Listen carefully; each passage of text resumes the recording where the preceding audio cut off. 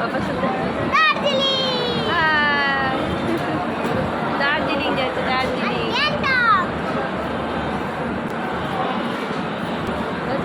এই যে লাগে, এটা কার ব্যাগ? এটা মনার, ওটা আমাদের। এই একটা তাই না, তাই না? কোথায় বসে আছিস বল? শিয়ালদা স্টেশন, শিয়ালদা। হ্যাঁ আমি তো বললাম সেটা দেখেই। জলের বোতল বিক্রি করছে।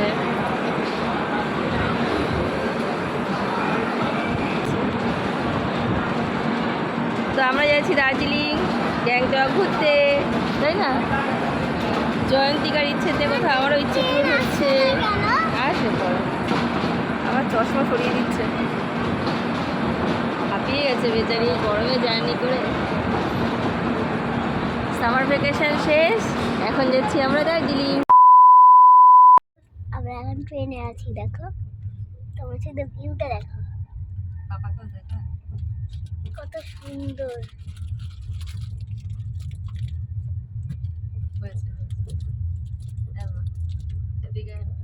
এই যে বাবা দেখি হাসা, এই যে মা পাগলি হয়ে গেছে। এই যে চা সকালে, মা তোমার চাটা। আর এই যে ভিউ, জানলায় বসে চা খাচ্ছি।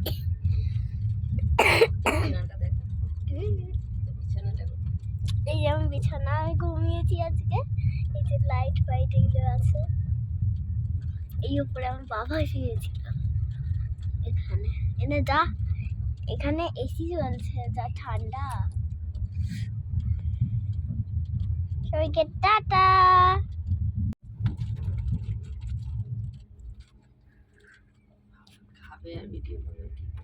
টাটা।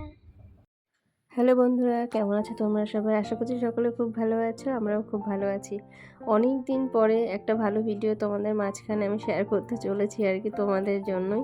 তোমরা দেখো প্লিজ পুরো ভিডিওটা, এটাই একটা রিকোয়েস্ট আমার। তো এই দেখো, আমরা রওনা দিয়েছিলাম শিয়ালদা থেকে এনজিপির উদ্দেশ্যে। পদাতিক এক্সপ্রেস করে আমরা পৌঁছেছি সকালবেলা। আর আমাদের যে ট্রাভেলের গাড়ি বলা ছিল, যে দাদাভাই আমাদের সব অ্যারেঞ্জমেন্ট করে দিয়েছে, সেই দাদারই মানে সহায়তায় আমাদের জার্নিটা এত মানে ভালো হয়েছিল আর কি।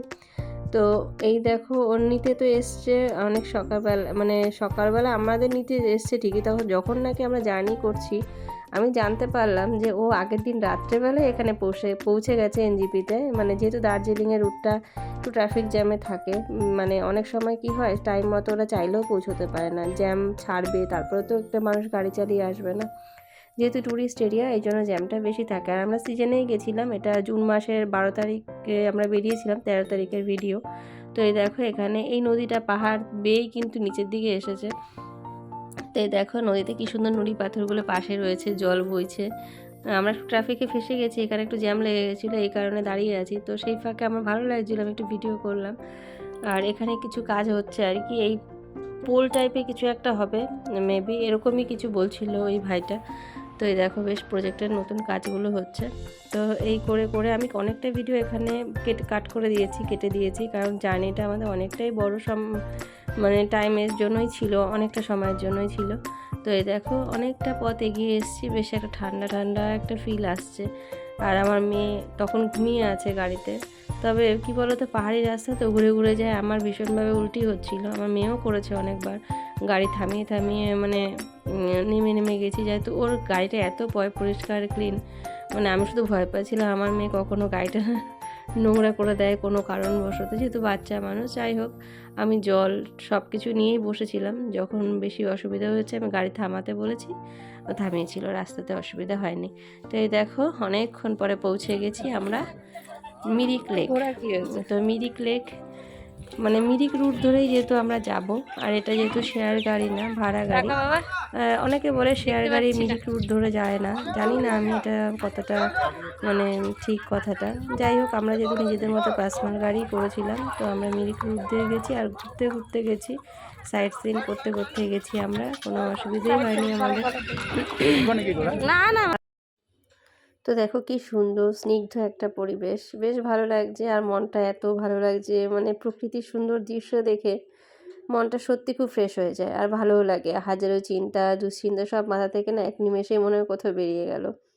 যাই হোক, আমি, মেয়ে আর তোমাদের দাদাভাই আমরাও এখানে একটু ভিডিও ফটো তুলছিলাম আর কি। এখানে অনেকেই ফটো নিচ্ছিল।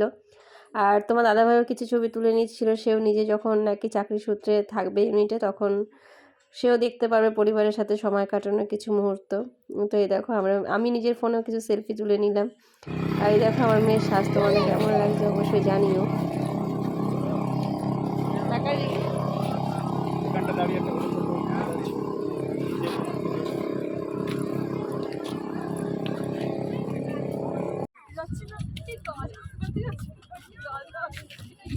কিচ্ছু বলবে না, কিচ্ছু বলবে, চলে যাচ্ছে।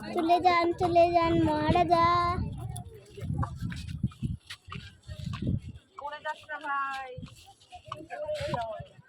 আর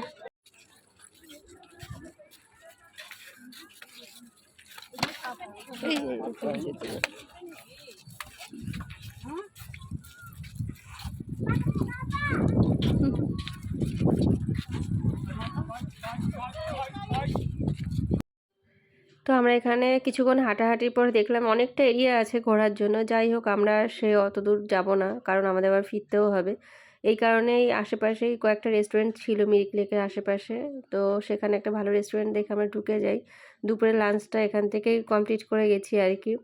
আর আমরা যেহেতু বাঙালি, আমরা যেখানে যাই ভাতটা খুঁজি, তবে ওখানে অ্যাভেলেবেল ছিল বাঙালি থালি, মোমোস, ম্যাগি, চাও, যে যেটা খায়। তো তোমার দাদাভাই আর মেয়ে ভাত খেয়েছিল আর আমি একটু মোমো ট্রাই করেছিলাম। তো যাই হোক, আমার শরীরটা মানে গাড়িতে আমি বিশেষ খাই না, আমার খারাপ লাগে শরীরটা, বেশি খেলে না অসুবিধা বেশি হয়, উল্টি বেশি হয় এই কারণে। তো যথারীতি আমরা ওখান থেকে লাঞ্চ কমপ্লিট করেই বেরিয়েছিলাম। তো দেখো মেয়ে এলো এখন সব চেঞ্জ করে দিতে পোশাক আশাকগুলি। ওর ফটো তোলা হয়ে গেছে, কিছু রিলস করেছিল ইনস্টাগ্রামে, মেয়ে একটা গানই করেছিল। ওর খুব ভালো লাগছিল, বেশ পরিবেশটা আমারও খুব ভালো লাগছিল। কিন্তু যেহেতু অগত্যা উপায় আর নেই, ফিরতে তো আমাদের হবে, সময়ের কথা ভেবে আমরাও রওনা দিলাম। তো কিছুক্ষণ পর আমরা পৌঁছে গেলাম মিরিক, যে বড় একটা টি গার্ডেন আছে, আমার নামটা এখন এই মুহূর্তে মনে পড়ছে না।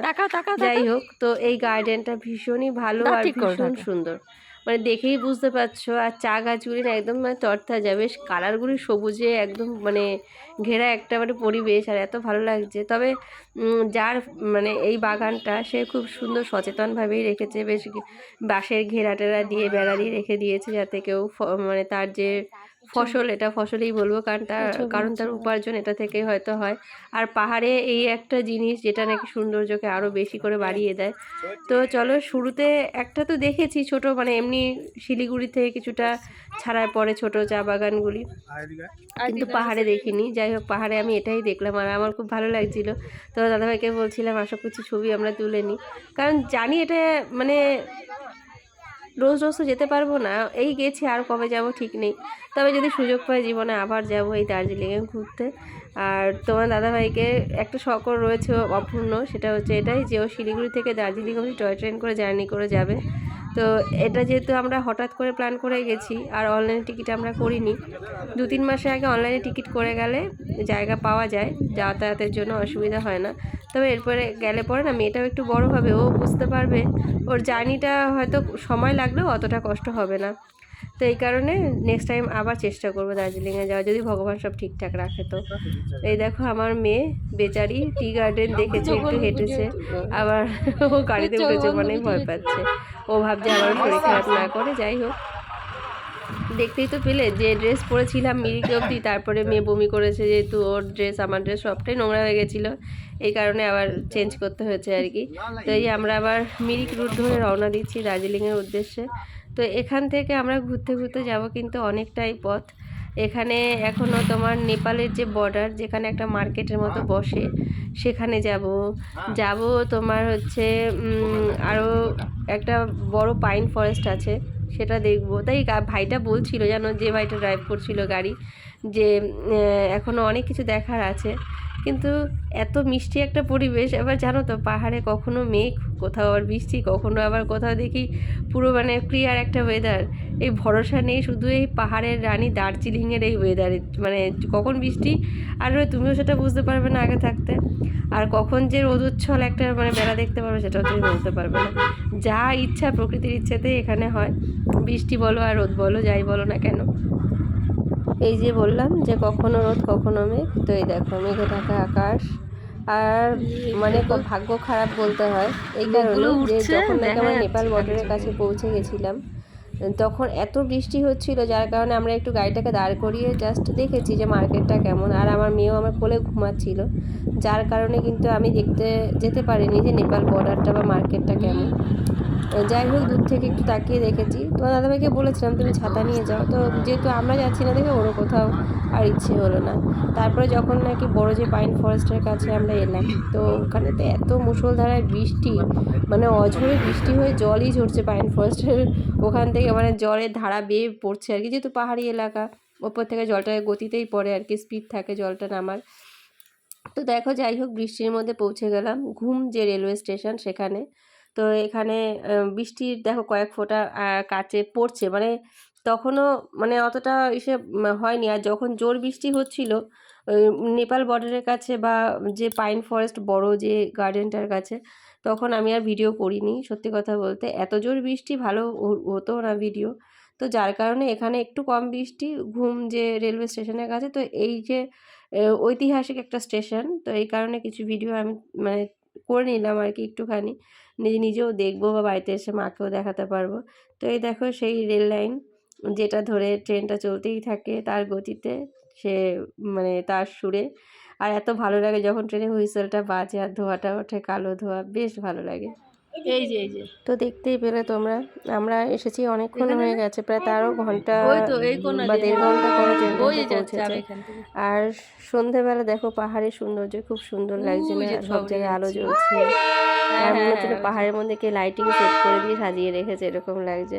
কিন্তু এই পাহাড়েই মানুষের জীবনযাপন, এই পাহাড়ের মধ্যে কত মেল, দার্জিলিং মেল, সব কিছু মানে দেখা যায়, ঘোরার জায়গা আছে, আরও কত কি আছে। তো বেশ ভালো লাগলো আমাদের। আর আমার ভিডিও কেমন লাগলো তোমাদের কমেন্টের মাধ্যমে জানিও, তোমাদের কমেন্ট করতে আমার খুব ভালো লাগে। তো এই দেখো আর বিশেষ কিছু ভিডিও আজকে পোস্ট করব না, আবার অনেক ভিডিও রয়েছে নেক্সট ভিডিওতে আপলোড করব। তো এই দেখো কি সুন্দর লাগছে না, ট্রেনটাও চলে গেল। বেশ সুন্দর একটা পাহাড়ের একটা সুন্দর মুহূর্ত সন্ধ্যাবেলা, খুব ভালো লাগছে। প্রত্যেকটা বাড়িতে ঘরে আলো জ্বলছে, প্রত্যেকটা রাস্তার লাইটগুলো জ্বলছে, খুব ভালো লাগছে, বেশ আলো ঝলমল একটা সন্ধ্যা। তো এই দেখো এই হচ্ছে আমাদের রুম, যে রুমটার ব্যালকনিতে আমরা দাঁড়িয়েছিলাম। আর আমার মেয়ে এখানে, এটা আমাদের রুম। এই যে মানে একটু দৌড়ে যাচ্ছে, বললাম আর কটা ছবি তুলি, তো বলছে আমি খালি পায়ে তুলবো না, আমি জুতোটা পরে আসি। চিংড়ি মাছের মতো লাফালাফি করছে, যদি এটাকে নিয়েই আমাদের সময় খুব ভালোই কেটে গেছে আর কাটেও।